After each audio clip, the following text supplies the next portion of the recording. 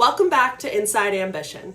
I'm Alexandra George, and today we're talking to Scott Sokoloski. He's an assistant director at the Counseling Center. Hi, Scott. How are you?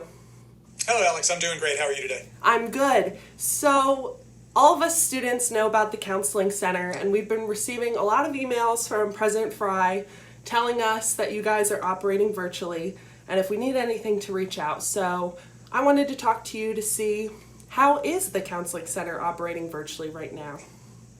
Sure. So it's a really good question, and especially with everything that's been going on with the pandemic and really kind of the entire university changing over to virtual services. I think a lot of what we've done is probably very similar to what you would have experienced with online classes.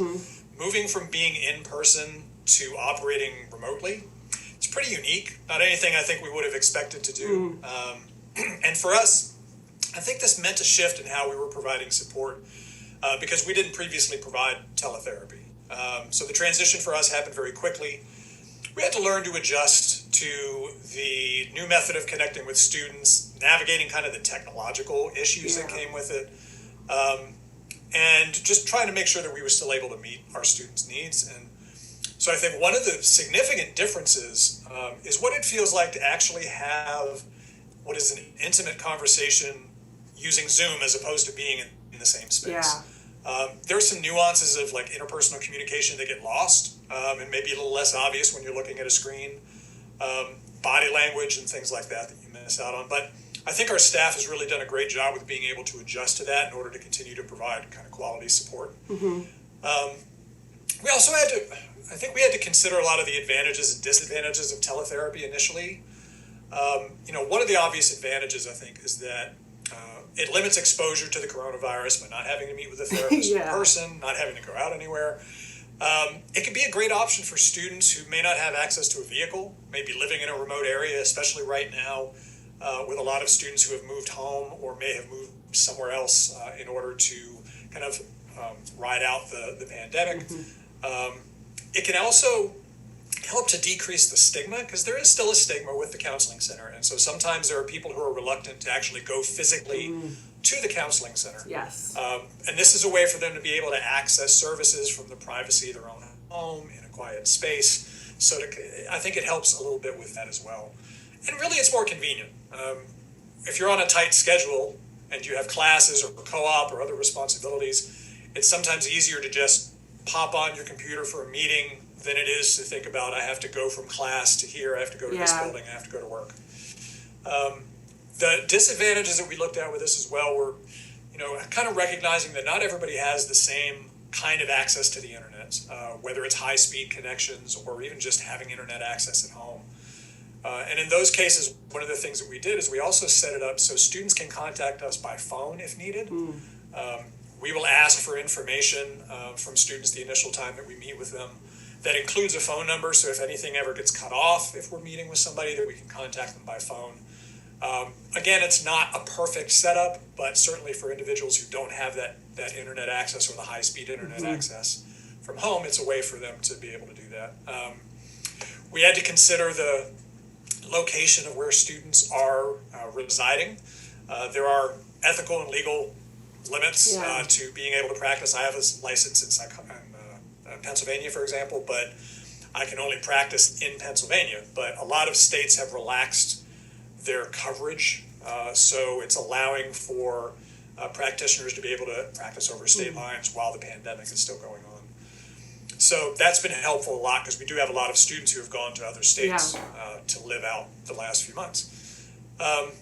What stayed the same, even with all the changes and looking at the advantages and disadvantages, what's really stayed the same is our commitment to working with students.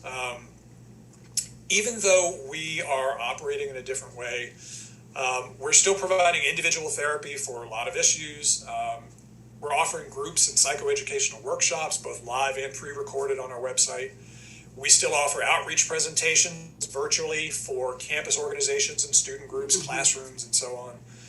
We still have our crisis response, so we do have an on-call counselor who's always available 24/7. That includes during this time. For anybody who might be experiencing a psychological crisis, That number is 215-416-3337. I want to put that out there just so people know about it and don't have to go searching for it.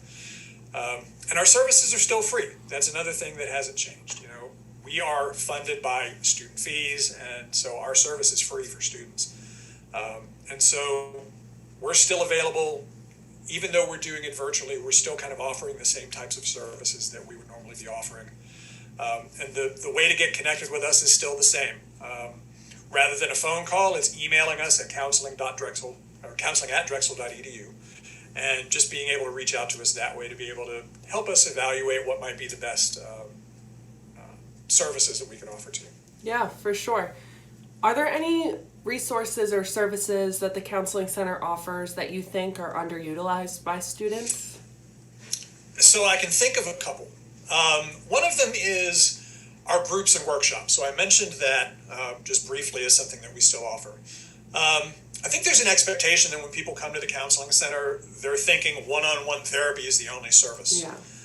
But we do have a lot of groups that are, they're not like the traditional support groups that you might think about, like AA and some other groups like that. They're really very therapeutically driven. They're called process-oriented groups. And there are some issues that people are coming in with that they could really benefit from having that connection with other students who might be having similar experiences. Group therapy is usually, it's meeting with like 4 to 8 people, so it's not a large group. And just to be able to share your problems and concerns, understand your situation, improve interpersonal relationships, and learn from each other. There are some groups that are more general, where people come together with different goals. And then there are some groups that are going to be more specific for individuals who might identify with a particular identity. We have a group called Intersecting Queer Identities for LGBTQ plus students. We're developing a group for international students. We're developing a group for Black students. So there's really a lot of more specialized groups that we offer as well. Those tend to be underutilized, I think, at times because people are expecting one-on-one therapy.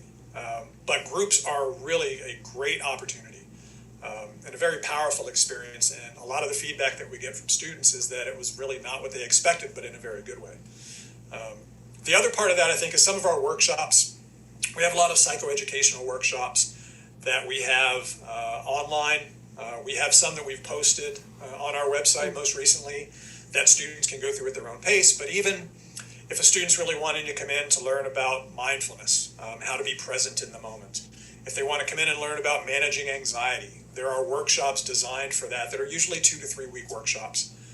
Sometimes they might be 4 weeks, but most of the time they're within that 3 week time period to really be able to work with that. And so I think those are 2 kind of underutilized areas of resources in the Counseling Center. I think another one, just very quickly, that I'll mention is our peer counseling helpline. So a lot of students don't know that we have an anonymous telephone-based confidential support system for students to be able to talk with other peers. Right now, because of the coronavirus, it is closed. It is something that we'll see how we're going to be able to open that back up in the future. But sometimes people aren't wanting to talk to a therapist yet, or they're not really sure about it, and they just want to be able to reach out to somebody that's a peer. And so the peer counseling helpline is an opportunity to be able to do that. There are trained peer counselors. They're trained in active listening and not offering advice, but really just offering a safe space to be able to talk about things. And I think that sometimes gets underutilized as well. That's available usually Mondays through Thursdays from like 8 to midnight. Hopefully, when the fall rolls back around, we'll be able to bring that back out. Right now, it is kind of, it's been a little harder to be able to do that. I also know that there's a relatively new resource that the Counseling Center is offering called 7 Cups. Could you talk about what that is and what it looks like? Sure. So 7 Cups is similar a little bit to the way the peer counseling helpline is organized because it's really offering peer-to-peer support. But this is an online or app-based emotional support system. It's been in existence since about 2013, but we partnered with 7 Cups in 2019 to be able to bring it to our campus. It's a free service. It provides 24/7 non-crisis support through a community of listeners who are also trained in active listening. It's not therapy. but provides a resource for students who just are looking for a listening ear to process experiences in their lives. What we did when we partnered with them to come to campus is we have trained close to 100 Drexel students who are acting as listeners. So a student can log into the website, can log into an app on their phone. It's available both on Android and Apple devices. It will allow students to be able to have kind of a chat through sort of just a text-based environment, to be able to just, again, talk through issues that may be coming up for them, struggles that they're having, and with a trained active listener. There are also, not only do we have about the 100 or so Drexel students who are listeners, but students through 7 Cups can access about 300,000 total listeners that have been trained over the years from 180 different countries. They speak 140 different languages. So if you have a student, for example, who's an international student who wants to be able to connect with somebody in their native language, they can go through the 7 Cups website through Drexel and be able to request someone that is from a particular country or has a particular background. I think that's really a very, it's one of the unique features of this because there are so many available listeners, not just Drexel students, but the opportunity to be heard by others as well. Another cool thing about 7 Cups is not only does it offer the one-on-one chat opportunities with a trained listener, users can access, there are a variety of like self-help modules that you can go through on your own. So if you want to learn more about managing anxiety, handling depression, working within relationships, you can do those without even necessarily needing to interact with somebody. So is there anything else that you want students to know about that they have access to while they're in quarantine? And is there a space where they can offer feedback? I know you mentioned the counseling email, but if they have any things that they want to say. Sure. So during this really difficult time, with the impact of the pandemic, the killing of George Floyd and the resulting trauma that's led to a lot of like peaceful protests around the country and just uncertainty, please know that we're here to offer our support, provide a safe, affirming space to process all these experiences for yourself. Some of that is certainly through the individual and the group work that we offer, but we do have a lot of resources online as well that right now you can access.